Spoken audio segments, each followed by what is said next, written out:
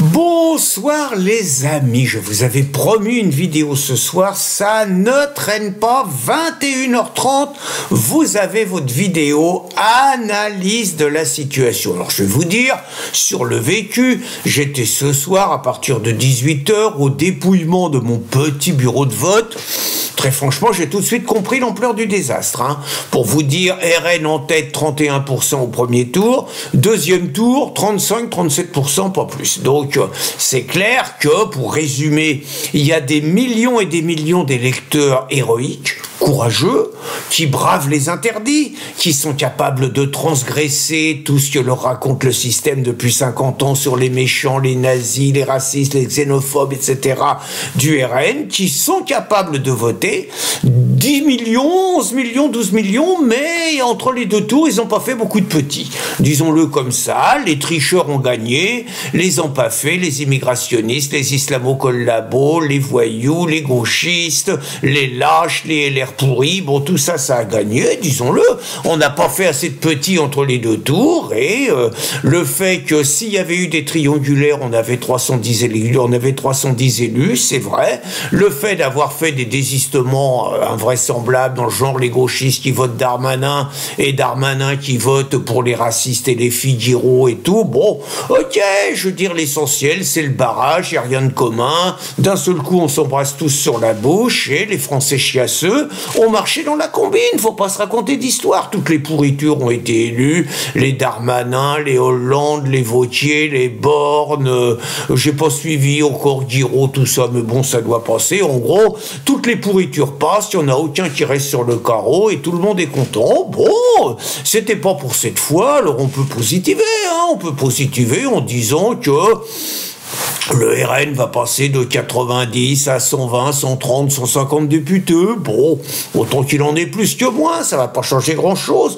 On peut positiver en disant que les pourritures de macronistes et toutes les collabos vont se coltiner les Jeux Olympiques à gérer, vont se coltiner le budget 2025, vont se coltiner tout ça, on peut. À part ça, on peut aussi dire que pour la France, c'est juste une catastrophe, quoi. C'est-à-dire,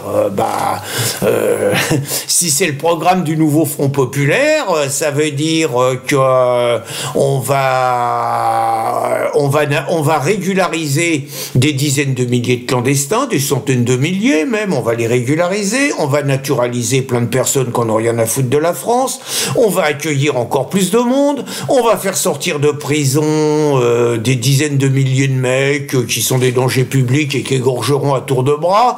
Pas de problème, la prison c'est pas la solution.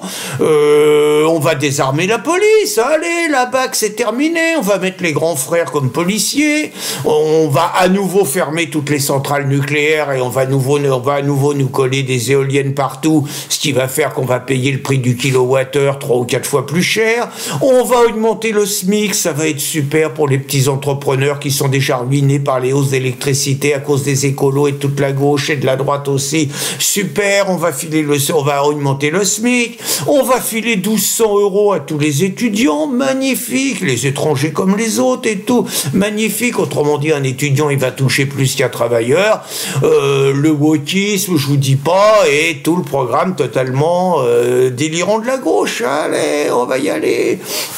Par ailleurs, ce qui est intéressant, c'est naturellement la guerre à la Russie. Là, on va pouvoir y aller. De toute façon, la guerre sur la Russie, tout le monde était pour, donc on va pouvoir y aller à tire-larigot. Alors, j'ai quand même fait mes calculs, parce que je me dis, bon...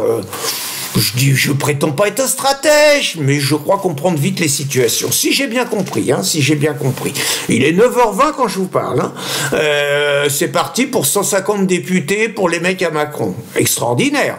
S'il y avait eu des triangulaires, les mecs en avaient plus que 60. Franchement, les mecs, ils ont sauvé la cabane. Bien joué.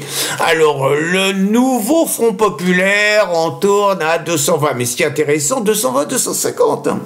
Ce qui est intéressant, c'est la répartition. C'est-à-dire c'est-à-dire que les insoumis tournent à 85, les socialos tournent à 75, les écolos tournent à 35 et les divers gauches tournent à 15 ou 20. Entre nous, je ne sais pas qui a négocié ces répartitions, mais les écolos 35 et les socialos qui ont fait 2% au présidentiel qui tournent à 65, mais la tondelière qui a managé les discussions pour les écolos, c'est une incapable, c'est une bonne à rien. Enfin, je veux dire, ils se sont fait mettre profond, quoi, si je peux me permettre. Mais enfin, bon, bref, peu importe, c'est pas l'essentiel. Donc, si vous faites les calculs, vite fait, les LR, hein, les LR pourris, ceux contre Ciotti, bon, les LR pourris, 60. Si vous faites les calculs, vite fait, ensemble, donc ensemble horizon bidule, là, 150, les socialos, 70, on est à 220. Les écolos, 35, on est à 255. Les divers gauches, 15 ou 20, bon, on les arrosera, on va être à 270. Les LR, on est à peu près à 60, on est à 330. Très franchement, il y a de quoi faire une majorité. Alors vous allez me dire une majorité, bon, on va s'arranger, ça s'arrose, le tout, c'est que ça soit une majorité antifasciste, voilà, quoi. Donc, on mettra à l'Élysée. Alors bon, il y a deux noms possibles, on va quand même pas mettre Hollande, bon, ça ferait rire toute la France. Franchement, ça serait pas sérieux, quoi. Bon, mais je m'attends à tout, hein. Non, ça va être Glucksmann. On va nous mettre Glucksmann à Matignon et on va bananer, parce que Glucksmann, c'est un casus belli pour les Mélenchon, pour les LFI. Donc, on va bananer LFI, on va faire péter le nouveau Front Populaire, on va prendre les présentables, autrement dit les écolos, les socialos, les cocos et les divers gauches, on va bananer les LFI, on peut faire une majorité sans LFI, et naturellement, Mélenchon va hurler à la trahison, lui qui réclame déjà tout le pouvoir, Mélenchon va hurler à la traîtrise, mais quelque part ça lui conviendra, c'est-à-dire qu'il gardera les cuisses propres, il va pas se mouiller, la guerre contre la Russie, toutes les mesures qui vont, bon, ils vont pas faire toutes les mesures qu'ils ont promises parce qu'ils y arriveront pas, donc lui, ça lui permettra de garder un rôle dans l'opposition et de se préserver pour 2027, et finalement, pour 2027, on aura toujours le duel qui sera encore plus exacerbé entre le RN, à supposer que le nouveau Front de gauche, pour Front Populaire, ne prenne pas des mesures discriminatoires contre le RN, c'est pas sûr. J'ai oublié dans les mesures, on va fermer CNews naturellement, et puis nous, toute la réinfosphère et tout, on va se faire casser, hein. Ça c'est le scénario, hein. Je suis pas sûr de vous faire des vidéos jusqu'en 2027, hein. Va falloir regarder de près quand même, hein.